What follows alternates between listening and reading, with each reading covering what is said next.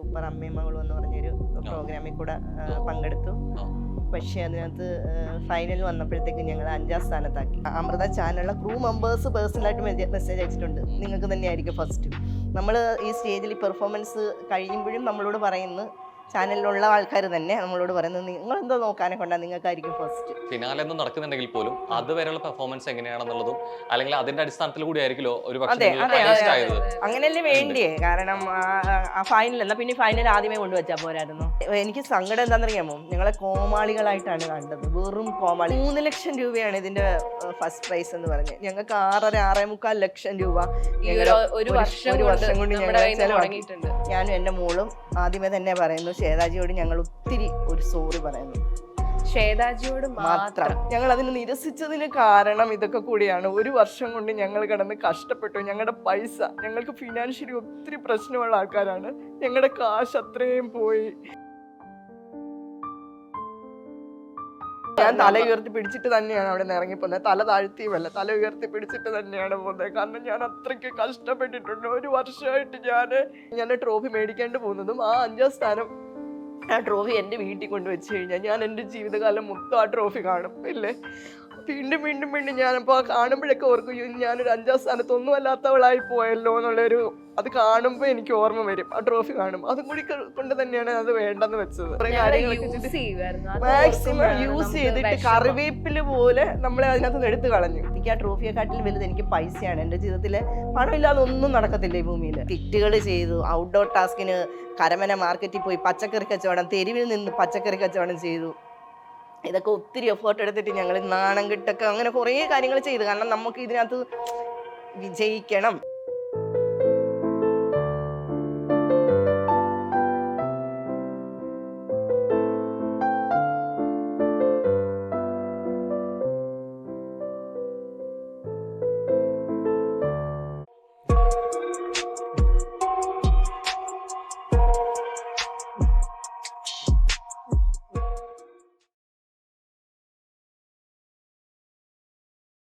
പലപ്പോഴും അഭിപ്രായങ്ങളും തുറന്നു പറച്ചിലുകളും വിമർശനങ്ങൾക്കും വിവാദങ്ങൾക്കും ഇടവരുത്താറുണ്ട്. അങ്ങനെ കലാജീവിതത്തിലെ അപ്രതീക്ഷിതമായിട്ടുള്ള ഒരു ഞെട്ടലിൽ ഇന്ന് മൈൽ സ്റ്റോൺ മേക്കേഴ്സ് ഫാമിലിയുടെ ഒപ്പം അങ്ങനെ പറയിൽ കൂടെ ചേരുന്നു ശൈത്യ സന്തോഷ് ആൻഡ് ഷീന സന്തോഷ്. നമസ്കാരം. നമസ്കാരം. എപ്പോഴും ഈ കലാജീവിതം എന്ന് പറയുന്നത് എപ്പോഴും പ്രതീക്ഷിക്കുന്നതിനേക്കാൾ അപ്പുറമായിട്ട് അപ്രതീക്ഷിതമായിട്ടുള്ള കുറേയേറെ മൊമെന്റ്സ് ആണ്. ഒരു പക്ഷേ കുറേയേറെ ഡ്രീം മൊമെന്റ്സ് ഉണ്ടായിരിക്കും. അതിനപ്പുറത്തേക്ക് നമ്മൾ പ്രതീക്ഷിച്ചിരിക്കുമ്പോൾ നനച്ചിരിക്കാതെ വരുന്ന കുറേയേറെ സംഭവങ്ങൾ ഉണ്ടായിരിക്കാം. സോ ഒരു പക്ഷേ ഇവിടുന്ന് അങ്ങോട്ട് പിന്നീട് കുറേ കഴിയുമ്പോൾ തിരിഞ്ഞു നോക്കുമ്പോൾ കലാജീവിതത്തിൽ എന്ത് ഓർക്കണം എന്നതിനൊപ്പം തന്നെ എന്ത് ഓർക്കാതിരിക്കണം എന്ന് ചോദ്യത്തിനുള്ള ഒരു ഉത്തരത്തിലാണ് ഇപ്പൊ നിൽക്കുന്നത്. ശരിയാണോ? ആണ്. സോ ഏകദേശം ഇപ്പൊ ഇഷ്ടപ്പെടുന്നില്ല, ഇടുന്നില്ല. ഞാനൊരു ഷോയുടെ ഭാഗമായി ഞങ്ങൾ സൂപ്പർ അമ്മയും മകളും എന്ന് പറഞ്ഞൊരു പ്രോഗ്രാമിൽ കൂടെ പങ്കെടുത്തു. പക്ഷേ അതിനകത്ത് ഫൈനൽ വന്നപ്പോഴത്തേക്ക് ഞങ്ങൾ 5ാം സ്ഥാനത്താക്കി. അതിന്റെ ഒരു ഞെട്ടലിൽ നിന്ന് ഞാൻ ഇതുവരെയും ഒരു മാറിയിട്ടില്ല. ഏകദേശം ഒരു വർഷമായിട്ട് നടക്കുന്ന റിയാലിറ്റി ഷോയാണ്. കഴിഞ്ഞ വിഷുവിന് സ്റ്റാർട്ട് ചെയ്തതാ. കഴിഞ്ഞ വിഷുവിന് സ്റ്റാർട്ട് ചെയ്തപ്പോൾ ഞങ്ങളോട് പറഞ്ഞു ഒരു 3 മാസത്തേക്കുള്ള ഒരു ഷോയാന്ന്. അപ്പോൾ അതിന് മുന്നേ ഞാൻ പറയാം, ഞാൻ ഓൾറെഡി 2 സിനിമ ചെയ്തിട്ടുണ്ടായിരുന്നു. ആ സിനിമ ചെയ്ത് കഴിഞ്ഞ് ഫ്ലവേഴ്സ് ഒരു കോടി എന്ന് പറഞ്ഞ ഒരു പ്രോഗ്രാമിൽ പങ്കെടുത്ത് അത് കണ്ടിട്ട് ഞങ്ങളുടെ ഇതിൻ്റെ ഡയറക്ടർ അവിടെ നിന്ന് നമ്പർ എടുത്തിട്ടാണ് എന്നെ വിളിക്കുന്നത്. വിളിച്ചിട്ട് എന്നോട് പറഞ്ഞ്, ചേച്ചി ഇപ്പം ഫ്രീ ആണോ, ഇന്നാരാണെന്ന് പറഞ്ഞു, അമൃത എന്നാണ് വിളിക്കുന്നത്, ഇപ്പം ഫ്രീ ആണോ എന്ന് ചോദിച്ചു. അപ്പം ഞാൻ പറഞ്ഞു ആണ്. അപ്പോൾ എനിക്ക് ആ സമയത്ത് സിനിമയൊന്നും ആയിട്ടില്ല, വേറെ ആണെന്ന് പറഞ്ഞു. അപ്പോൾ എന്നോട് പറഞ്ഞു ഒരു ഷോ വരുന്നുണ്ട്, റിയാലിറ്റി ഷോ എന്നൊന്നും പറഞ്ഞില്ല, ഒരു ഷോ വരുന്നുണ്ട്, ഇങ്ങനെ സൂപ്പർ അമ്മയും മകളും എന്നുള്ള ഷോയാണ്, അപ്പോൾ അതിനകത്ത് പങ്കെടുക്കാൻ പറ്റുമോ എന്ന് ചോദിച്ചു. ഞാൻ പറഞ്ഞു ഓൾറെഡി വരാമെന്ന് പറയും. അപ്പം വിളിച്ച് മോളെ ഉൾപ്പെടുത്ത്, അമ്മയും മകളും കൊണ്ടുള്ള ഒരു ഇതാണ് എന്നൊക്കെ പറഞ്ഞു. അപ്പം ഞങ്ങൾ പറഞ്ഞു വരാമെന്ന് പറഞ്ഞു. ഒരു വിഷുവിന് തുടങ്ങി ഓണത്തിന് തീരുന്ന ഷോയാന്ന് പറഞ്ഞു. 2-3 ഷെഡ്യൂളെ കാണത്തുള്ളൂ എന്നൊക്കെ പറഞ്ഞിട്ട് നമ്മളെ വിളിച്ചു. എന്നോട് പറഞ്ഞു പിന്നെ ചാനലിൻ്റെ ഭാഗത്തുനിന്ന് ഒരാളുണ്ടാകും, അത് അതിന് വേണ്ടിയിട്ടാണ് വിളിക്കുന്നതെന്ന് പറഞ്ഞിട്ടാണ് നമ്മളെ വിളിച്ച് എന്നോട് പറഞ്ഞ് എറണാകുളത്ത് വരുമോ, അപ്പോൾ അവിടെ ഓഡീഷൻ നടക്കുന്നുണ്ട്, എറണാകുളത്തൊന്ന് വരാൻ പറ്റുമോ എന്ന് ചോദിച്ചു. ഞാൻ പറഞ്ഞു വരാമെന്ന് പറഞ്ഞു. പിറ്റേ ദിവസം വരാമെന്ന് ചോദിച്ചു. അപ്പോൾ എന്നോട് പറഞ്ഞ് 2 പേർക്കും ഒരേപോലത്തെ ഡ്രസ്സൊക്കെ ഇട്ടുകൊണ്ട് വരാമോ എന്ന് ചോദിച്ചു. ഞങ്ങൾ അപ്പം തന്നെ പോയി 2 പേർക്കും നമ്മളങ്ങനെ ടിന്നിങ് ഡ്രസ്സ് എപ്പോഴും ഇടാറില്ലല്ലോ, ഞങ്ങൾ ഇട്ടിട്ടില്ല അങ്ങനെ. ഉടനെ പോയി ഞങ്ങൾ 2 പേർക്കും ഒരേപോലത്തെ ചുരിദാറൊക്കെ മേടിച്ചു. ഞങ്ങളവിടെ ചെന്നു, സാറിനെ കണ്ടു. അപ്പം തന്നെ ഒരു ചെറിയൊരു പെർഫോമൻസ് ഞങ്ങളെ കൊണ്ട് എടുപ്പിച്ചു. പിന്നെ ഒരു ഫോട്ടോഷൂട്ട്, കുറച്ച് ഫോട്ടോഷൂട്ടൊക്കെ എടുത്ത് വിട്ടു. പിന്നെ നമ്മളോട് പിന്നെ അസിസ്റ്റൻ്റ് വിളിക്കും എന്നൊക്കെ പറഞ്ഞ് വിട്ടു. അത് കഴിഞ്ഞ് പിന്നെ വിളിക്കുന്നത് അസിസ്റ്റൻ്റാണ് കാര്യങ്ങളൊക്കെ സംസാരിക്കുന്നതൊക്കെ. ഇന്ന ദിവസം ഗ്രൂമിങ് അപ്പോൾ വരണം എന്നൊക്കെ പറഞ്ഞു. അപ്പോൾ ഓൾറെഡി അപ്പോൾ ഞാൻ ഓർത്തു നമ്മൾ പേയ്മെൻറ്റിൻ്റെ കാര്യമൊന്നും സംസാരിച്ചില്ല. എന്നാൽ ഓൾറെഡി ഞാൻ ഓർത്തു പേയ്മെൻറ്റ് തരുമായിരിക്കും. നമ്മൾ സിനിമയൊക്കെ ചെയ്തുകൊണ്ടിരിക്കുന്നതിനല്ലേ, ഇവളും ആർട്ടിസ്റ്റ് അല്ലേ, പേയ്മെൻറ്റ് തരുമായിരിക്കും, നമുക്ക് സാമ്പത്തികമായിട്ട് കുറച്ച് ബുദ്ധിമുട്ടായിരിക്കുന്ന ഒരു സമയം കൂടായിരുന്നു. അപ്പോൾ പേയ്മെൻറ്റ് കിട്ടുമെന്നുള്ളൊരു പ്രതീക്ഷയിലാണ് നമ്മൾ ഈ ഷോയിൽ പങ്കെടുക്കാൻ. ഈ ഷോയില് ബാക്കിയുള്ള കണ്ടസ്റ്റൻസ് എല്ലാവരും ഈ സെലിബ്രിറ്റി കാറ്റഗറിയിലുള്ളവരും, അതായത് മൂവീസോ അല്ലെങ്കിൽ ഷോസ് ചെയ്യുന്നവരല്ല, പുതിയ ആൾക്കാരായിരുന്നു, പുതിയ ആളുകളായിരുന്നു. പക്ഷെ എല്ലാവരും ഡാൻസേഴ്സ് ആണ്. എല്ലാവരും ഡാൻസേഴ്സ് എന്ന് പറഞ്ഞാൽ ഡാൻസ് പഠിച്ചിട്ടുള്ള ആൾക്കാരാണ്. ടോട്ടല് ഒരു 12 കണ്ടസ്റ്റൻസ് ഉണ്ടായിരുന്നു. അതിനകത്ത് 11 പേർക്കും 11 അമ്മമാരും ഡാൻസേഴ്സ് ആയിരുന്നു. അമ്മ മാത്രം ഡാൻസർ അല്ല. അപ്പൊ ഇതിലേക്ക് ഇപ്പൊ സെലക്ട് ചെയ്യുന്ന സമയത്ത് അല്ല, അതിൽ ഒരാളും കൂടി ഉണ്ട്. ഒരാളും കൂടെ ഡാൻസ് അത്ര പുള്ളിക്കാരി ഡാൻസിൽ ഇതായിട്ടുള്ളതല്ല, ശ്രീകുട്ടി എന്ന് പറഞ്ഞ കണ്ടസ്റ്റന്റ്. ഒരു പക്ഷേ ഇങ്ങനെ പറയുന്നതിന് മുമ്പ് നമുക്ക് അന്നത്തെ ഒരു ഇൻസിഡന്റ് എനിക്ക് തോന്നുന്നു അതിൽ നിന്ന് തന്നെ പറഞ്ഞു തുടങ്ങാൻ തോന്നുന്നു. കാരണം ഇപ്പൊ ഏത് റിയാലിറ്റി ഷോ ആണെങ്കിലും ഏത് ഷോ ആണെങ്കിലും അതിന്റെ വിധി വരുന്ന ദിവസം അല്ലെ, അതിലേക്ക് തന്നെയാണ് ഇപ്പോഴും കാത്തിരിപ്പ്. പ്രേക്ഷകരാണെങ്കിലും അതിലെ മത്സരാർത്ഥികളാണെങ്കിലും ആ ഒരു ദിവസം ഇത്രത്തോളം ഒരു ഷോക്ക് ഉണ്ടാവാൻ കാരണം എന്തുകൊണ്ടാണ്? ഇപ്പൊ പലപ്പോഴും വിധി അങ്ങോട്ടും ഇങ്ങോട്ടൊക്കെ മാറിയേക്കാം, നമ്മൾ പ്രതീക്ഷിക്കുന്നതിനപ്പുറം ആയേക്കാം. പ്രത്യേകിച്ച് ഫിനാലിലെ 5 പേരുണ്ട് അല്ലെ, 5 പേര് ഉണ്ട്. അപ്പോൾ എങ്ങനെയാണ് നമ്മൾ പ്രതീക്ഷിച്ചൊരു സ്ഥാനമില്ലാത്തതായതുകൊണ്ടാണോ അതോ അതിന് യോഗ്യത ഇല്ലാത്തവർക്ക് അത് കൊടുത്തോണോ? ഏതാണ് ഏറ്റവും കൂടുതൽ ഷോക്കാക്കിയത്? എന്താ നിങ്ങളെ? എന്നെ ഏറ്റവും കൂടുതൽ ഷോക്കാക്കിയത് ഞങ്ങൾ രണ്ടുപേരെയും. കാരണം 5ാം സ്ഥാനം നമ്മൾ ലാസ്റ്റിലൊരു 3 പെർഫോമൻസ് ആയിരുന്നു ഫൈനലിൽ വേണമെന്ന് പറഞ്ഞത്. ഒന്ന് ഒരു ഗ്രൂപ്പ് ഡാൻസ്, 10 പേരെ വെച്ചിട്ട് ഒരു ഗ്രൂപ്പ് ഡാൻസ്, പിന്നെ അമ്മയും മകളുമായിട്ടൊരു പെർഫോമൻസ്, പിന്നെ ഒരു റാംബോ ഓപ്പ് ഉണ്ടെന്ന് പറഞ്ഞു, പിന്നെ അതിൻ്റെ കൂടെ തന്നെ ഒരു ആറ്റിറ്റ്യൂഡ് ക്വസ്റ്റ്യൻ ചോദിക്കുന്ന ഒരു റൗണ്ട്, ഇത്രയുണ്ടെന്ന് പറഞ്ഞു. അപ്പോൾ ഇതെല്ലാം കഴിഞ്ഞിട്ട് ഞങ്ങൾ നിൽക്കുവാണ്. ഞാൻ ആകെ ടയേർഡായിട്ട് നിൽക്കുക. കാരണം ഈ റാംബോക്കൊന്നും ഞാൻ ചെയ്തിട്ടില്ലാത്ത ഒരാളാണ്. ഞാൻ വീടിനകത്ത് ഒതുങ്ങിക്കൂടി ഇപ്പോൾ ഒരു 2 വർഷമായുള്ളൂ ഞാൻ ഈ അഭിനയം എന്നുള്ള ഇഷ്ടം കൊണ്ട് അഭിനയം എന്നുള്ള ഒരു ഫീൽഡിൽ വന്നത് 2 വർഷം. അതുവരെ ഞാൻ എൻ്റെ മോളുടെ കൂടെ അവളുടെ അമ്മയായിട്ട് ഇങ്ങനെ പുറകെ നടക്കുന്ന ഒരാളാണ്. ഇതിനെക്കുറിച്ചൊന്നും ഈ ലോകത്തെ എനിക്ക് അറിയില്ല ഇങ്ങനത്തുള്ള കാര്യങ്ങൾ. പക്ഷെ ഇതിന് വേണ്ടിയിട്ട് അവർ ഗ്രൂമിങ് ഒരു തലേദിവസം രാത്രിയിൽ നടക്കാൻ പഠിപ്പിച്ചു. ഹൈ ഹീൽഡ് ചെരുപ്പിടണമെന്ന് പറഞ്ഞു. ഞാൻ അങ്ങനെയൊന്നും നടന്നിട്ടില്ലാത്ത ഒരാളാണ്. പക്ഷെ ചെരുപ്പൊക്കെ ഞാൻ മേടിച്ചിട്ടു, അതിനുള്ള ഡ്രസ്സ്, ഹെവി ആയിട്ടുള്ള ഡ്രസ്സ് ഇതൊക്കെ ഇട്ടിട്ട് റാംബോക്കൊക്കെ ചെയ്ത് ഞാൻ ആകെ ക്ഷീണിച്ച് നിൽക്കുവാണ് വന്ന്. അപ്പോഴാണ് ആദ്യം 4-5 സ്ഥാനം.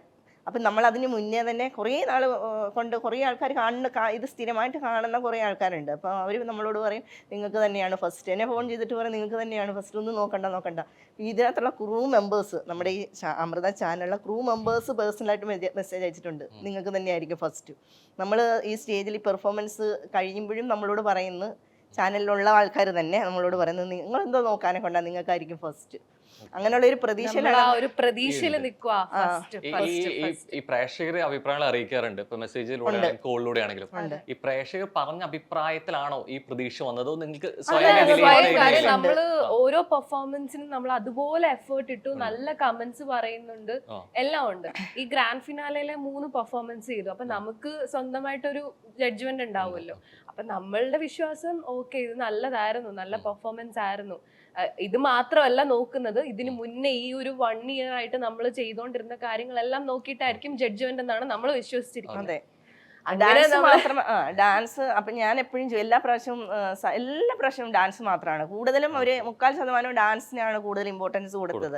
അപ്പം ഞാൻ സാറിനോട് പറയും, സാറേ ഡാൻസ് മാത്രമേ ഉള്ളൂ എന്ന് ചോദിക്കും. പറയും ഡാൻസ് അറിയാത്തവർക്ക് അല്ലാത്ത റൗണ്ടുകളുണ്ട്. കാരണം വേറെ കുറച്ച് റൗണ്ടുകളൊക്കെ ഉണ്ടായിരുന്നു ഡാൻസ് അല്ലാത്ത. ഷോക്ക് വിളിക്കുന്ന സമയത്ത് പറഞ്ഞിട്ടുണ്ടോ ഡാൻസ് അറിയണം അല്ലെങ്കിൽ അതിനെ കുറിച്ച് ഇമ്പോർട്ടൻസ് ഉണ്ടെന്ന്? ഒന്നും പറഞ്ഞില്ല. സൂപ്പർ അമ്മയും മകളും അവരുടെ ബോണ്ടിങ്, അതുപോലെ സൈക്കോളജി റൗണ്ട്. എന്നോട് പറഞ്ഞു സൈക്കോളജി, മോൾക്ക് ഒരു സൈക്കോളജി റൗണ്ട് ഉണ്ടാകും, ഡോക്ടർ കാണും, അങ്ങനെയൊക്കെയാണ് എന്നോട് പറഞ്ഞത്. പക്ഷെ അവിടെ സൈക്കോളജി റൗണ്ട് നടന്നിട്ടില്ല, ഡോക്ടറിന്റെ റൗണ്ട് നടന്നിട്ടില്ല. അപ്പൊ ഞങ്ങള് പിന്നെ എന്താ ഈ 3 റൗണ്ട്സിൽ ഒരെണ്ണം നമുക്ക് എന്ത് വേണമെങ്കിലും ചെയ്യാമെന്നായിരുന്നു പറഞ്ഞത്, ഒരു സിഗ്നേച്ചർ റൗണ്ട് പോലെ. അപ്പൊ ബാക്കിയുള്ള 4 കണ്ടസ്റ്റൻസും ഡാൻസ് ചെയ്തപ്പോൾ നമ്മൾ അതിനകത്തുനിന്ന് വെറൈറ്റി ആയിട്ട് സോപാന സംഗീതം അതിൻ്റെ കൂടെ. അത് 2 ആഴ്ച കൊണ്ട് അവള് പഠിച്ചിട്ടില്ല, സോപാന സംഗീതം പഠിച്ചിട്ടില്ല. നമ്മളുടെ അടുത്ത് തന്നെയുള്ള ഒരു ആശാനോട് ചോദിച്ചപ്പോൾ അവളോട് നോക്കട്ടെന്ന് പറഞ്ഞു. അവൾ പെട്ടെന്ന് തന്നെ അത് പഠിച്ചെടുക്കുന്നതുകൊണ്ട് വേഗം തന്നെ പഠിച്ചു. 2 ആഴ്ച കൊണ്ട് ആ സോപാന സംഗീതത്തിന്റെ ആ കൊട്ട് പഠിക്കണമെങ്കിൽ കുറേ മാസങ്ങൾ പിടിക്കല്ലോ, 1 വർഷമൊക്കെ പിടിക്കും. പക്ഷെ 2 ആഴ്ച കൊണ്ട് അവൾ അത് പഠിച്ചിട്ട് ഞാനും അവളും കൂടെ പാട്ട് ബാത്റൂമിൽ പോലും പാടാത്ത ആളാണ് ഞാൻ. എന്നിട്ട് ഞാൻ ഇതിനു വേണ്ടി കഷ്ടപ്പെട്ട് പാട്ട് അത് പഠിച്ച് അതിൻ്റെ ആ പാട്ടും പഠിച്ച് അതിൻ്റെ കൂടെ തന്നെ ഞങ്ങളൊരു സ്കിറ്റ് ചെയ്തു. അപ്പൊ ഈ ബാക്കിയുള്ള 4 കണ്ടസ്റ്റൻസിൽ നിന്നും വെറൈറ്റി പെർഫോമൻസ് നമ്മൾ ചെയ്തു എന്നായിരുന്നു നമ്മുടെ വിശ്വാസം. Okay. കണ്ടിരുന്ന നമ്മള് ചെയ്ത് കഴിഞ്ഞിട്ട് പുറത്തിറങ്ങിയപ്പോഴും അതെ നേരത്തെ ഉണ്ടായിരുന്ന കണ്ടസ്റ്റൻസ് ഒക്കെ അവിടെ ഉണ്ടായിരുന്നു. അവര് പറഞ്ഞു നിങ്ങൾ സൂപ്പർ ആയിരുന്നു, ബാക്കിയുള്ള അല്ല അവര് പറയാ ഞാൻ ഇറങ്ങി ചെന്നപ്പോ ഒരാളുടെ കണ്ണിൽ കൂടെ കണ്ണുനീര് വരുന്നുണ്ട്. അപ്പൊ എന്നോട് പറഞ്ഞത് ഇതിന്റെ കരഞ്ഞ് എന്ന് വെച്ചാൽ ചിരിച്ചിരിച്ച് കരഞ്ഞിട്ട് കണ്ണുനീര് വന്നത് മാറുന്നില്ല എന്ന് പറഞ്ഞിട്ട് അങ്ങനെ വരെ നമ്മളോട് പറഞ്ഞ എല്ലാവരും നന്നായിട്ട് പറഞ്ഞു നിങ്ങളുടെ വെറൈറ്റി പെർഫോമൻസ് ആയിരുന്നു, ബാക്കിയുള്ളവരുടെ ഡാൻസ് അല്ലേ നിങ്ങൾ വെറൈറ്റി കൊണ്ടുവന്നു. അപ്പോഴും നമ്മൾ പ്രതീക്ഷയിലിരിക്കോ പ്രതീക്ഷ കൂടി. പ്രതീക്ഷ കൂടി. കാരണം നമ്മൾ ഒരു ഇതെന്ന് പറഞ്ഞു കഴിഞ്ഞാൽ സൂപ്പർ അമ്മയും മകളും എന്നുള്ള ഒരു പ്രോഗ്രാമാണ്. അപ്പൊ അത് ലാസ്റ്റിൽ എല്ലാവരും ചെയ്തത് ഡാൻസാ. നമ്മൾ ഈ ഒരു വർഷം കിടന്ന് കഷ്ടപ്പെട്ട് ചെയ്തതും ഈ ഫൈനലി ചെയ്തതുമായിട്ട് ഒന്നും അല്ലാണ്ടായി പോയില്ലേ. കാരണം അവർ പറയുന്നത് ഫൈനലിലെ പെർഫോമൻസ് മാത്രമേ നോക്കിയുള്ളൂ, വാവ് ഫാക്ടർ മാത്രമേ നോക്കിയിട്ടുള്ളൂ. സാധാരണ രീതിയിൽ ഇപ്പോ ഫിനാലെ ഒന്നും നടക്കുന്നുണ്ടെങ്കിൽ പോലും അതുവരെയുള്ള പെർഫോമൻസ് എങ്ങനെയാണെന്നുള്ളതും അല്ലെങ്കിൽ അതിന്റെ അടിസ്ഥാനത്തിൽ കൂടി ആയിരിക്കുമല്ലോ ഒരു അങ്ങനെയല്ലേ വേണ്ടിയേ. കാരണം ആ ഫൈനൽ അല്ല പിന്നെ ഫൈനൽ ആദ്യമേ കൊണ്ടുവച്ചാ പോരായിരുന്നോ അല്ലേ? ഫൈനൽ ആദ്യമേ കൊണ്ടുവച്ചിട്ട് ഡാൻസ് കളിച്ചവർക്ക് പ്രൈസ് കൊടുത്തങ്ങ് വിട്ടാൽ പോരായിരുന്നു. ഈ ഒരു വർഷം ഞങ്ങളെയൊക്കെ ഇട്ടിട്ട് എനിക്ക് സങ്കടം എന്താണെന്നറിയാമോ, ഞങ്ങളെ കോമാളികളായിട്ടാണ് കണ്ടത്. വെറും കോമാളി. നമ്മൾ ഈ സർക്കസിനകത്തൊക്കെ ബഫൂൺസ് ഉണ്ടല്ലോ എന്ന് വെച്ചാൽ കോമാളികൾ. അവരെന്താണ് ചെയ്യുന്നത്? നമ്മളെ എന്റർടൈൻമെന്റ് ചെയ്യിപ്പിക്കുന്നു ഇരിക്കുന്നവരെ അല്ല, പ്രത്യേകിച്ചൊന്നും അങ്ങനെ ചെയ്യുന്നില്ല. അവരെ നമ്മളെ ചിരിപ്പിക്കുന്നു. ശരിക്കും ഞങ്ങൾ അതായിരുന്നു. ഇപ്പം ഞങ്ങൾ 5ാം സ്ഥാനത്ത് നിന്ന് ഒഴിവാക്കിയപ്പോൾ എനിക്ക് കറക്റ്റ് മനസ്സിലായി ഞങ്ങളൊരു കോമാളികളായിരുന്നു. കാരണം സാസിക അത് പറയുന്നുണ്ട്, ഇവർ കോമഡി കാണിച്ച് എല്ലാവരെയും ചിരിപ്പിക്കുമായിരുന്നു. ഞങ്ങൾക്ക് ഞങ്ങളുടെ കയ്യിൽ നിന്നുള്ള കണ്ടന്റുകൾ അവർക്ക് വേണമായിരുന്നു, കോമാളിത്തരങ്ങൾ വേണമായിരുന്നു, എൻ്റെ സങ്കടം വേണമായിരുന്നു. ഞാൻ പെട്ടെന്ന് ഇമോഷണൽ ആകുന്ന ഒരാളാണ്, ഞാൻ കരയും, എനിക്ക് അവർ എന്തെങ്കിലും കാര്യമുണ്ട്, അതൊക്കെ അവരെടുത്തിട്ട് അവർ റീച്ച് കൂട്ടി. ഈ ഇപ്പോൾ അവിടെ വന്ന് ഫിനാലിൻ്റെ അന്ന് നിൽക്കുമ്പോൾ ഈ പറഞ്ഞ മാതിരി അൺപ്രഡിക്റ്റബിൾ ആണ് എന്ത് പറയാൻ പോകുന്നു എന്നുള്ളത്, ആര് വിന്നർ ആവുന്നു എന്നുള്ളത്. പല തീരുമാനങ്ങളും ഒക്കെ മാറ്റം വന്നേക്കാം. പക്ഷെ എന്നാൽ പോലും എന്താണ് വിധി എന്നുള്ളത് അതിനെ സ്വീകരിക്കുക, അതിനെ ഉൾക്കൊള്ളുക എന്നുള്ളൊരു സംഭവം മൈൻഡ് സെറ്റും കൂടി ആയിരിക്കും ഒരു പക്ഷെ അവിടെ ഉണ്ടാവുക. എന്നിട്ട് പോലും അല്ലെങ്കിൽ ഇത്ര വലിയൊരു റിയാലിറ്റി ഷോ ആയിട്ട് പോലും പെട്ടെന്നൊരു വിധി വന്നപ്പോൾ മറ്റൊന്നും ചിന്തിക്കാതെ ഇറങ്ങി പോവാൻ പ്രേരിപ്പിക്കുന്ന ഒരു ഘടകമായിരുന്നു. പെട്ടെന്ന് ഓൾ ഓഫ് സഡൻ ഒന്നും ചിന്തിക്കാതെ ഇറങ്ങി പോവാം, അതിനെ എതിർത്ത് നിൽക്കുക എന്നുള്ളത്.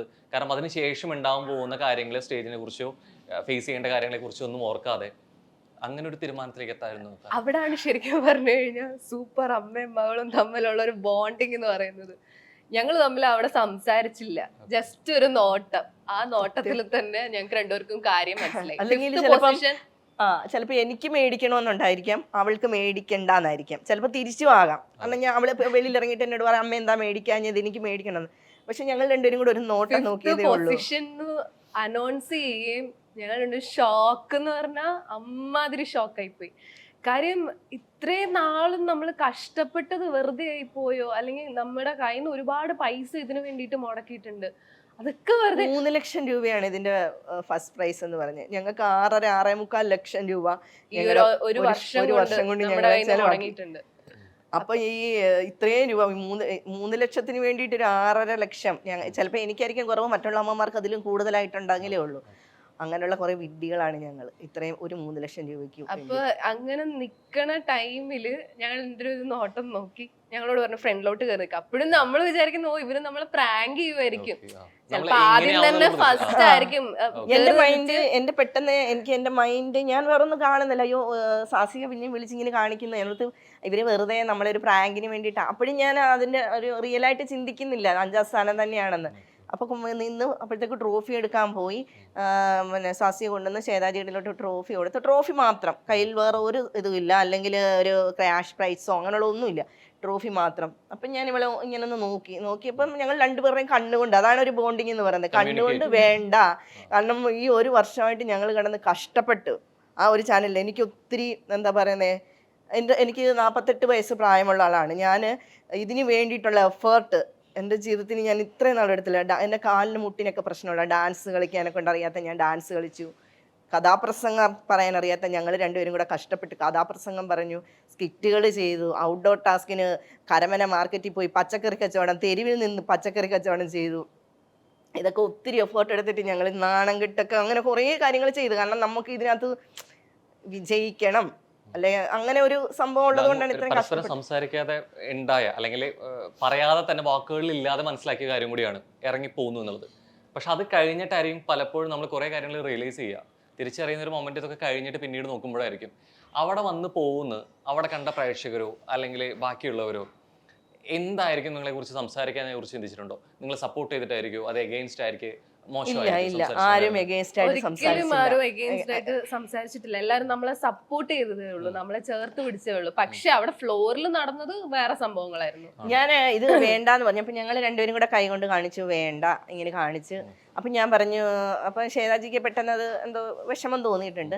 അപ്പൊ ഞാൻ ഇങ്ങനെ കാണിച്ചു കഴിഞ്ഞപ്പോഴത്തേക്ക് ഞാൻ പറഞ്ഞു എനിക്ക് സംസാരിക്കണം, കാരണം നമ്മൾ വേണ്ടാത്തതിന് കാരണം പറയണമല്ലോ.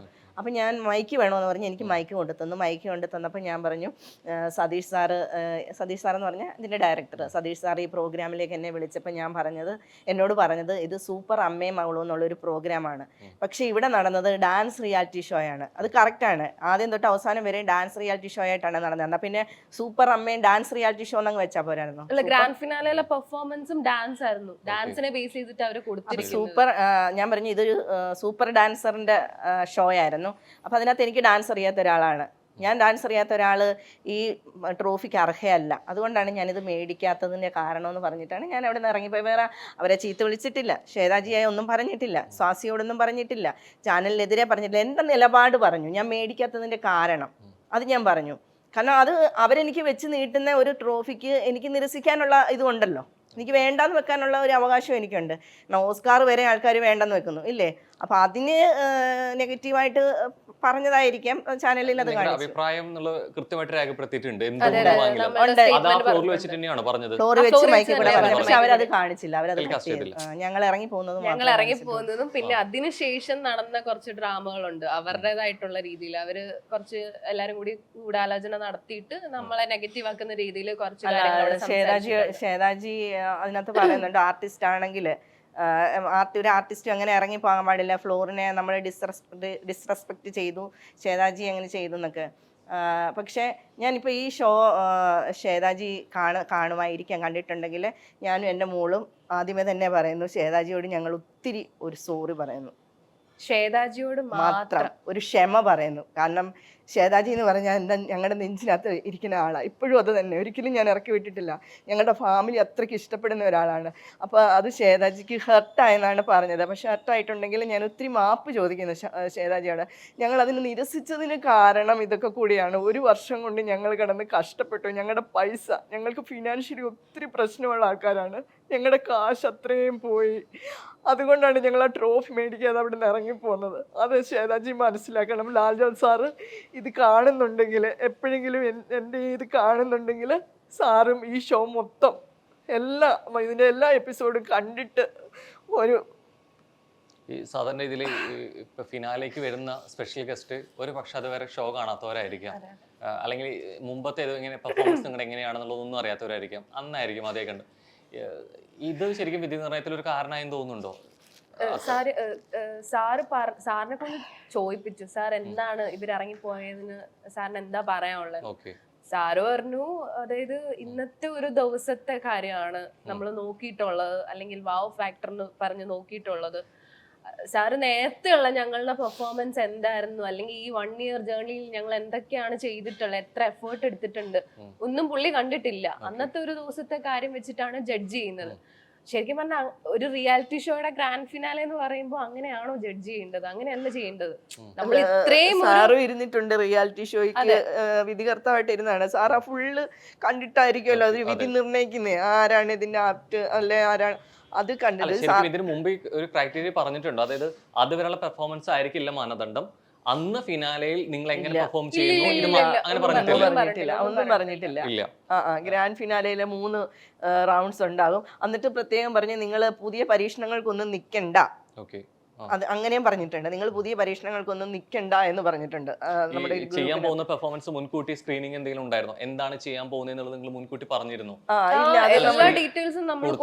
അല്ല, അവിടെ ഫസ്റ്റ് ഈ ഷോ തുടങ്ങിയപ്പോൾ തൊട്ടേ നമുക്കൊരു ഗ്രൂപ്പ് ഉണ്ടാക്കിയിട്ടുണ്ട്. അതിനകത്ത് ഞങ്ങൾ ചെയ്യാൻ എന്ത് പെർഫോമൻസാണ് പോകുന്നതെന്നോ, എന്ത് ഡാൻസ് ആണ്, ഏത് പാട്ടാണ്, ഫസ്റ്റ് അതിനെല്ലാം അറിയിക്കുന്നത് ഇവളായിരിക്കും ഇടുന്നത്. അതിനകത്ത് നമ്മൾ ആ ഒരു റൂൾസ് ആൻഡ് റെഗുലേഷൻസ് അനുസരിച്ചിട്ട് തന്നെയാണ് പോയിക്കൊണ്ടിരുന്നത്. പക്ഷെ അതിനകത്ത് റൂൾസും റെഗുലേഷൻസ് ഒക്കെ എന്തിനു വേണ്ടിയിട്ടായിരുന്നു ഞാനിപ്പോൾ ആലോചിക്കുക. ഇപ്പോൾ ഈ ഷോയുടെ ഭാഗമായിട്ട് ഒരു വർഷമായിട്ട് ആ ഫാമിലിയുടെ ഭാഗം കൂടിയായിരുന്നു നിങ്ങൾ. ഇപ്പോൾ പറഞ്ഞു, ഇപ്പോൾ നേരത്തെ പറഞ്ഞ വാക്കുകൾ എടുക്കുകയാണെന്നുണ്ടെങ്കിൽ അതുവരെ ഇപ്പോൾ വിധികർത്താവാണെന്നുണ്ടെങ്കിലും അതിൻ്റെ അവതാരക ഒക്കെ സപ്പോർട്ട് ചെയ്ത് നിൽക്കുന്നു എന്നുള്ളത്. ഈ ഒരു ഇൻസിഡന്റിന് ശേഷം പേഴ്സണലി നിങ്ങളെ വിളിക്കുകയോ സംസാരിക്കുകയോ എന്തെങ്കിലും ചെയ്തിരുന്നോ? അത് പറയാം. ഞാൻ അന്ന് അത് മേടിക്കാണ്ട് ഞങ്ങൾ ഇറങ്ങിപ്പോന്നു. അപ്പം തന്നെ ഞങ്ങൾ ആ സ്റ്റേജിൽ നിന്ന് പോന്നു, സ്റ്റുഡിയോയിൽ നിന്ന് പോന്നു. ഹോട്ടൽ റൂം തന്നിട്ടുണ്ടായിരുന്നു. ഹോട്ടൽ റൂമിൽ നിന്നും അപ്പം തന്നെ നമ്മൾ വെക്കേറ്റ് ചെയ്ത് എൻ്റെ അച്ഛനും അമ്മയൊക്കെ വന്നിട്ടുണ്ടായിരുന്നു. ആ പോയ പോക്കിൽ പെട്ടെന്ന് ധൃതി വെച്ച് സാധനങ്ങളൊക്കെ എടുത്തു വിട്ടില്ല. ഇവളുടെ സ്വർണത്തിന്റെ ചെയിനും നഷ്ടപ്പെട്ടു ഞങ്ങൾക്ക് അവിടെ വെച്ചിട്ട്. ഹോട്ടലിലാണ് ഇവിടെ വെച്ചാൽ അന്ന് പോയി, മാലയില്ല. അതിനുശേഷം നമ്മൾ അവിടുന്ന് പോന്നു കഴിഞ്ഞപ്പോൾ അമ്മയുടെ BP ഭയങ്കരമായിട്ട് ഡൗൺ ആയി, ഹെൽത്ത് ഇഷ്യൂസ് ഭയങ്കരമായിട്ട് വന്നു. അങ്ങനെ നേരെ ഹോസ്പിറ്റലിലേക്കാണ് പോകുന്നത്. അങ്ങനെ ഹോസ്പിറ്റലൈസ്ഡ് ആയി 2-3 ദിവസം ഹോസ്പിറ്റലിൽ തന്നെയായിരുന്നു. കാര്യം ഒരു ആ സമയത്ത് അമ്മ നല്ല സ്ട്രോങ് ആയിട്ട് നിന്ന് കാര്യങ്ങളെല്ലാം പറഞ്ഞു ഇറങ്ങി കഴിഞ്ഞപ്പോ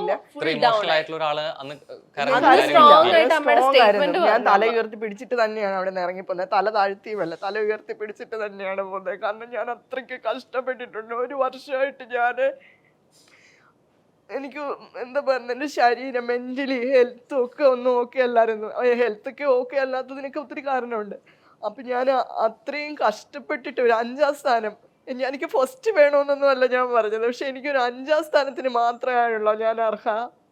5ാം സ്ഥാനം തന്നിട്ട് എന്നെ അവിടെ നിന്ന് വിട്ട്. അപ്പോൾ അതെനിക്ക് ഇപ്പോഴും എനിക്ക് ഉൾക്കൊള്ളാൻ പറ്റുന്നില്ല. പിന്നെ ആ ട്രോഫിയുടെ കാര്യം, ഞാൻ ട്രോഫി മേടിക്കാണ്ട് പോകുന്നതും ആ 5ാം സ്ഥാനം, ആ ട്രോഫി എൻ്റെ വീട്ടിൽ കൊണ്ടുവച്ച് കഴിഞ്ഞാൽ ഞാൻ എൻ്റെ ജീവിതകാലം മൊത്തം ആ ട്രോഫി കാണും ഇല്ലേ. വീണ്ടും വീണ്ടും വീണ്ടും ഞാനപ്പോൾ കാണുമ്പോഴൊക്കെ ഓർക്കും, ഞാനൊരു 5ാം സ്ഥാനത്തൊന്നും അല്ലാത്തവളായി പോയല്ലോ എന്നുള്ളൊരു, അത് കാണുമ്പോൾ എനിക്ക് ഓർമ്മ വരും. ആ ട്രോഫി കാണും. അതും കൂടി കൊണ്ട് തന്നെയാണ് അത് വേണ്ടെന്ന് വെച്ചത്. അതെനിക്ക് കണ്ടു കഴിഞ്ഞാൽ വീണ്ടും വീണ്ടും എനിക്ക് സങ്കടം ഉണ്ടാകും. ഞാനൊരു സാധാരണക്കാരിയാണ്, ഒന്നും വലിയ എന്താ പറയുന്നത് അങ്ങനെയുള്ള ഒരാൾ, ഒരു കുഞ്ഞൊരു വീട്ടമ്മ, ഒരു വീടിനകത്ത് ഒതുങ്ങിക്കൂടിയ ഒരാളാണ്. പക്ഷെ എന്നെ പോലുള്ള ഒരാളെ കൊണ്ടുവന്ന് ഈ ഷോയിലെ ഇങ്ങനെ വെച്ചിട്ട് ഞങ്ങളെ എന്താ പറയുന്നത്, ഞങ്ങളെ റേറ്റിംഗ് കൂട്ടി അങ്ങനെ കുറെ കാര്യങ്ങളൊക്കെ മാക്സിമം യൂസ് ചെയ്തിട്ട് കറിവേപ്പില് പോലെ നമ്മളെ അതിനകത്ത് എടുത്തു കളഞ്ഞു. നമ്മൾ നേരത്തെ പറഞ്ഞ പോലെ ഫിനാലിൽ ബാക്കിയുള്ളവരുണ്ട്, പെർഫോമൻസ് നോക്കും, ഒരു മാർക്കിംഗ് രീതി വോട്ടിംഗ് രീതിയോ ഇല്ലായിരുന്നു അല്ലെ, പെർഫോമൻസ് അനുസരിച്ച് തന്നെ നോക്കുക. എന്നിരുന്നാൽ പോലും വേദി എപ്പോഴും അപ്രതീക്ഷിതം തന്നെയാണ് എന്ന് തന്നെയാണ് നമുക്ക് പറയാൻ പറ്റുള്ളൂ. അത് ഫസ്റ്റ് കിട്ടിയാലും 5th ആണെങ്കിലും ഒക്കെ. പിന്നീട് ഒരിക്കൽ ഇതിനോട് ഒരു കുറ്റബോധം തോന്നുന്നു. എന്ത് തന്നെയാണെങ്കിലും ഒരു 10-12 പേരുണ്ടായിരുന്നവരിൽ ഫിനാലിൽ വരെ എത്തുകയും ആ ഫിനാലിൽ ഒരു 5th പൊസിഷൻ എന്ന് പറയുന്നത് അത്ര മോശം കാര്യമല്ല. അപ്പം അത് വേണ്ടാന്ന് വെക്കേണ്ടായിരുന്നു, നിന്ദിക്കേണ്ടതില്ല എന്ന് പിന്നീട് ഒരിക്കലും കുറ്റബോധം തോന്നില്ല. എനിക്ക് തോന്നുന്നു ആ ട്രോഫി വാങ്ങിച്ചാൽ മാത്രമേ കുറ്റബോധം തോന്നത്തുള്ളായിരുന്നു. ഈ 12 കണ്ടസ്റ്റൻസിൽ നിന്നും ആദ്യം തൊട്ടേ നമ്മൾ സ്ട്രോങ് കണ്ടസ്റ്റന്റ് തന്നെയായിരുന്നു. എല്ലാ പെർഫോമൻസ് വൈസ് ആയാലും എല്ലാ രീതിയിലും. അവരിപ്പം അവിടെ ഇപ്പോൾ വേറെ ഏതെങ്കിലും ക്രൂ മെമ്പേഴ്സിനോട് നമ്മളുടെ ക്യാരക്ടർ എന്താണെന്ന് ചോദിച്ചു കഴിഞ്ഞാൽ നല്ലതാണെന്ന് മാത്രമേ പറയത്തുള്ളൂ. നമ്മൾ അത്രയും പോസിറ്റീവായിട്ട് എല്ലാവരെയും സപ്പോർട്ട് ചെയ്ത് നിന്നു, എല്ലാവരും ചേർത്ത് നിർത്തി. ഹെൽപ്പിംഗ് മെന്റാലിറ്റി ഉണ്ടായിരുന്നു നമുക്ക് പല കണ്ടസ്റ്റൻസിനോടും. അതേപോലെ തന്നെ പഞ്ച്വാലിറ്റി ഉണ്ടായിരുന്നു, എല്ലാം ഉണ്ടായിരുന്നു. എല്ലാം നമ്മൾ കറക്റ്റ് ആയിട്ടായിരുന്നു പൊക്കോണ്ടിരുന്നത്. അങ്ങനെ ഒരു കണ്ടസ്റ്റന്റിനെ 5th പൊസിഷൻ ആക്കി എന്ന് പറഞ്ഞാൽ ഒരിക്കലും യോജിക്കാൻ പറ്റാത്തൊരു കാര്യം. ഒരു സങ്കടം ഉണ്ടാകത്തില്ല. അത് ഉണ്ടാകത്തതിന് കാരണം എന്ന് പറഞ്ഞാൽ, സങ്കടം എന്ന് പറഞ്ഞാൽ ഞങ്ങൾ കുറച്ച് ഡൗൺ ആണ്. എനിക്ക് ആ മറ്റുള്ള കണ്ടസ്റ്റന്റിൽ വെച്ചിട്ട് ഞങ്ങൾക്ക് കുറെ സാമ്പത്തികമായിട്ട് കുറച്ച് പ്രശ്നങ്ങളൊക്കെ നിൽക്കുന്ന ഒരു സമയമാണ്. സാധാരണ രീതിയിൽ മൂവീസ് ചെയ്യുന്നു അല്ലെങ്കിൽ ഇൻഡസ്ട്രിക്കകത്ത് അത്ര ആക്റ്റീവായിട്ട് നിൽക്കുന്നവർ കൂടിയാണ്. അപ്പോൾ സ്വാഭാവികമായിട്ട് ഷോയ്ക്ക് പോകുമ്പോൾ പേയ്മെന്റ് റെമ്യൂണറേഷനെ കുറിച്ച് സംസാരിച്ചിരുന്നോ? ഇല്ല, റിമ്യൂണറേഷനെ കുറിച്ച്. അപ്പം ഞങ്ങൾ ഇതിനകത്ത് പങ്കെടുത്തെന്ന് കഴിഞ്ഞപ്പോഴത്തേക്ക് ഞങ്ങളുടെ റിലേറ്റീവ്സും ഫ്രണ്ട്സൊക്കെ ചോദിച്ചു, നിങ്ങൾക്ക് പേയ്മെൻറ്റ് ഉണ്ടോ എന്ന് ചോദിച്ചു. ഞങ്ങൾക്ക് പേയ്മെൻ്റ് ഒന്നും തരുമായിരിക്കും എന്നുള്ളൊരു പ്രതീക്ഷയിൽ നിന്നു. പക്ഷെ ഞങ്ങൾ ആദ്യം 3 മാസത്തെന്നും പറഞ്ഞിട്ടാണ് നമ്മളെ വിളിച്ചത്. പിന്നെ വിഷുവിന് തുടങ്ങി ഓണത്തിന് തീരുമെന്ന്. പക്ഷേ എഗ്രിമെന്റ് 6 മാസത്തേക്ക് എഗ്രിമെന്റ് ലഭിച്ചു. 6 മാസവും കഴിഞ്ഞ് 1 വർഷമായി. അപ്പോൾ ഈ 3 മാസം കഴിഞ്ഞപ്പോഴത്തേക്ക് ഞങ്ങളോട് ഒരു മീറ്റിംഗ് കൂടിയിട്ട് പറഞ്ഞു, ഇത് റേറ്റിംഗ് ഉണ്ട്. സാർ പറഞ്ഞ് റേറ്റിംഗ് ഉണ്ട്, അപ്പോൾ നമുക്ക് ഷോ മുന്നോട്ട് കൊണ്ടുപോകണ്ടായോ എന്ന് ചോദിച്ചപ്പം എല്ലാവരും ഓക്കെ എന്ന് പറഞ്ഞു. ആരും പേയ്മെൻറ്റിൻ്റെ കാര്യം പറഞ്ഞില്ല. അവരൊക്കെ പുതിയ ആൾക്കാരെ വേണ്ടി പേയ്മെൻറ്റിൻ്റെ കാര്യം പറഞ്ഞില്ല. ഞാൻ വന്നിട്ട് വിളിച്ചിട്ട് സാറിനോട് പറഞ്ഞ്, സാറേ ഞങ്ങൾക്ക് എന്തായാലും ഇത് റേറ്റിംഗ് പോവല്ലേ സാറേ, മുന്നോട്ട് പോവല്ലേ, അപ്പം നമുക്ക് പിടിച്ചു നിൽക്കാൻ പറ്റത്തില്ല. അതുകൊണ്ട് എനിക്കൊന്നും അല്ല പറഞ്ഞു, ഞാൻ എല്ലാവർക്കും വേണ്ടി പറഞ്ഞു, ഞങ്ങൾക്ക് എന്തെങ്കിലും കൂടി തരാൻ പറ്റുമോ എന്ന് ചോദിച്ചപ്പോൾ പറഞ്ഞു, ആ ചേച്ചി അത് നമ്മൾ ആലോചിച്ചുകൊണ്ടിരിക്കുക, നിങ്ങൾക്ക് എന്ത് ചെയ്യാൻ പറ്റുന്നതെന്ന് നമ്മൾ ആലോചിച്ചുകൊണ്ടിരിക്കുക എന്ന് പറഞ്ഞു. ഈ നിമിഷം വരെ ഈ ഗ്രാൻഡ് ഫിനാലയുടെ 5ാമത്തെ പൊസിഷനിൽ നിന്നിട്ട് പോലും അവരുടെ ആലോചന നിന്നില്ല. നിന്നില്ല. പിന്നെ ഞങ്ങൾക്ക് എന്തുമാത്രം ഞാൻ പറഞ്ഞില്ലേ 6-6.25 ലക്ഷം രൂപ ഇങ്ങനെ നമ്മൾ പൈസ ഇങ്ങനെ ചിലവാക്കിക്കൊണ്ടിരിക്കുക. പിന്നെ ഈ പൈസ ചിലവാകുന്നിടത്ത് നമുക്ക് ഈ ഒരു ട്രോഫി മാത്രം തരുമ്പോൾ നമ്മൾ എങ്ങനെയാണ് ആ ട്രോഫി മാത്രമായിട്ട് മേടിക്കുന്നത്? എനിക്ക് ആ ട്രോഫിയെക്കാട്ടിലും വലുത് എനിക്ക് പൈസയാണ്. എൻ്റെ ജീവിതത്തിൽ പണമില്ലാതെ ഒന്നും നടക്കത്തില്ല ഈ ഭൂമിയിൽ. അല്ല, ഒരു ട്രോഫി കൊണ്ട് വല്ലവരും കാണിച്ചു കഴിഞ്ഞു കഴിഞ്ഞാൽ അതിൽ ട്രോഫി തരാമെന്ന് പറയാൻ പറ്റത്തില്ല. ക്യാഷ് പ്രൈസ് ഉണ്ടായിരുന്നോ? ഒന്നുമില്ല. 5ാമത്തെ പൊസിഷനിൽ 4 ഒന്നുമില്ല. ടൈറ്റിൽ എത്രയായിരുന്നു പ്രൈസ് മണി? 3 ലക്ഷം. ടൈറ്റിലിന് 3 ലക്ഷം, സെക്കൻഡ് 2, തേർഡ് 1 ലക്ഷം. അങ്ങനെയായിരുന്നു. ട്രോഫി മാത്രമായിരുന്നു. ട്രോഫി മാത്രമായിരുന്നു. അത് വെറും പാർട്ടിസിപ്പന്റ് ഇല്ലാത്തൊരു ട്രോഫി. ആദ്യമേ കൊടുത്തവരൊക്കെ പറയുന്ന കേട്ട് ആ ട്രോഫി വീട്ടിൽ ചെന്നപ്പോഴത്തേക്ക് ഒടിഞ്ഞു പോയി. ആർട്ടുകാരെ ഉണ്ടാക്കി വെച്ചിരുന്ന ട്രോഫിയാണ്. വിന്നേഴ്സ് ആയിരുന്നവർക്കും വിവാദമുണ്ട്. അതെനിക്കറിയില്ല. ഫസ്റ്റ് ഔട്ടായി പോയ എല്ലാവർക്കും ഉണ്ടാവില്ല. ആദ്യമൊക്കെ ഔട്ടായി പോയവർക്കൊക്കെ ഒടിഞ്ഞു പോയി. പലപ്പോഴും ഇത്തരം ഷോകളിൽ വരുമ്പോ പ്രത്യേകിച്ച് മിനി സ്ക്രീനിൽ വരുന്നു, ഇത്രത്തോളം പ്രേക്ഷകർ കാണുന്ന ഒരു ഷോയാണ്. ഇതുവരെയുള്ള യാത്രയിൽ ഇപ്പൊ ഫിനാലയിൽ നമുക്ക് എന്ത് പൊസിഷൻ കിട്ടുന്നതിനേക്കാൾ അപ്പുറം ഒരുപക്ഷെ ഇത്രയും നാള് സജീവമായിട്ട് ഈ ചാനലുകളിലും പ്രോഗ്രാമിൽ നിന്നുകൊണ്ട് കുറേയേറെ അവസരങ്ങൾ അതുവഴി തേടി വന്നേക്കാം എന്നുള്ളത്. അപ്പോൾ ഇതിനൊരു പോസിറ്റിവിറ്റി കാണുന്നില്ലേ? ഐ മീൻ ഇതുവരെ നിന്ന് അത്രത്തോളം സജീവമായിട്ട് നിൽക്കാൻ പറ്റുന്നു, കുറേ അവസരങ്ങൾ ഇതുവരെ തേടി വരില്ലേ? അപ്പൊ അത്തരം പോസിറ്റീവ് എന്തുകൊണ്ട് ഫിനാലിൽ വന്നു കഴിഞ്ഞപ്പോൾ ഇല്ലാതെയായി പോയി? അല്ല, നമുക്ക് അങ്ങനെ ഇതിന്ന് നമുക്ക് പോസിറ്റിവിറ്റി ഒന്നും കിട്ടിയിട്ടില്ല. നമുക്ക് നെഗറ്റീവ് മാത്രമേ കിട്ടിയിട്ടുള്ളൂ. ഇപ്പോഴും ആൾക്കാരുടെ ഇടയ്ക്ക് ഈ ഒരു ഷോയിലല്ല, അതിനു മുമ്പ് നമ്മള് ഇപ്പോഴും എന്നെ കാണുമ്പോൾ ആൾക്കാർ ചോദിക്കുന്നത് ബമ്പർ ചിരിക്കാതെ ഇപ്പൊ പോണില്ലേ, ബമ്പർ ചിരിയിൽ എന്നാ വരുന്നത്, അങ്ങനെ പറഞ്ഞിട്ടാണ് കൂടുതൽ ആൾക്കാർ ഇപ്പോഴും നമ്മളെ പരിചയപ്പെടുന്നത്. മഴവിൽ മനോരമയാണ് എന്റെ ഒരു അടിസ്ഥാനം. അവരാണ് എന്നെ തുടങ്ങി വെച്ചത്. അവരാണ് എന്നെ ബൂസ്റ്റ് ചെയ്തത്. മഞ്ജു പിള്ളയൊക്കെയാണ്, സാബു മോനൊക്കെയാണ്.